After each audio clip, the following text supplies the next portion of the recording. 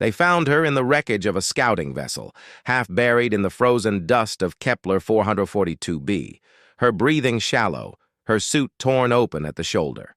She was young, barely past her first molt, the Zentarii equivalent of childhood.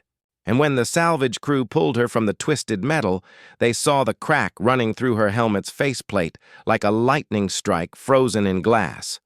She had minutes, maybe less. The crew captain, a grizzled Voreth named Kess, shook his head slowly. There was no repair kit sophisticated enough, no time to get her to medical bay. They began to prepare the silence that follows tragedy. Then the human stepped forward. His name was Marcus Webb, a maintenance technician who'd signed on 3 cycles ago, quiet and unremarkable in the way humans often were until they suddenly weren't.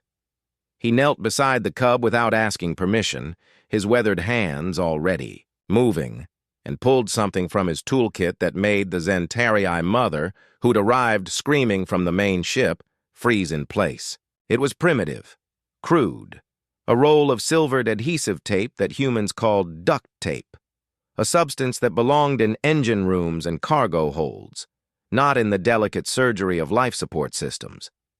The crew watched in horror as he tore strips. With his teeth, as he pressed them across the crack with fingers that seemed too thick, too clumsy for such precision. The mother's translator couldn't keep up with her wailing. This was madness. This was desecration. This was... "Hold still, little one," Marcus whispered, and somehow the cub understood the tone, if not the words. She stopped trembling. He worked, in silence, layering the tape in cross-hatching patterns, reinforcing it with a gel adhesive he mixed from 2 tubes, then covering it all with a thin metallic sheet he cut from his own emergency patch kit. It looked like a scar across the helmet's face.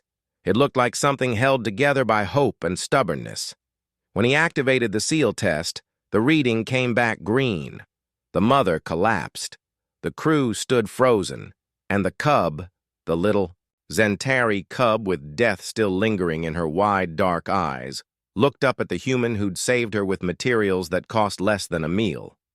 She tilted her head in that universal expression of wonder that transcends species, and then, slowly, impossibly, she smiled. It wasn't a Zentarii expression. Their species didn't smile. Their joy came through posture, through the fluttering of secondary eyelids, through harmonic chirps that resonated in frequencies humans couldn't hear. But she smiled anyway, her mouth curving upward in mimicry of the expression she'd seen on Marcus's face. The expression that meant you're safe now, you're okay, I've got you. Marcus didn't understand. He thought perhaps it was a grimace of pain, a spasm of relief. He patted her shoulder awkwardly and stood, already turning back to his tools, already moving on as if he hadn't just performed a miracle with tape and improvisation. The mother grabbed his arm with enough force to bruise, pressed her forehead, to his chest in the Zentarii gesture of life debt, and Marcus, uncomfortable with gratitude, uncomfortable with attention, mumbled something about doing his job and shuffled away.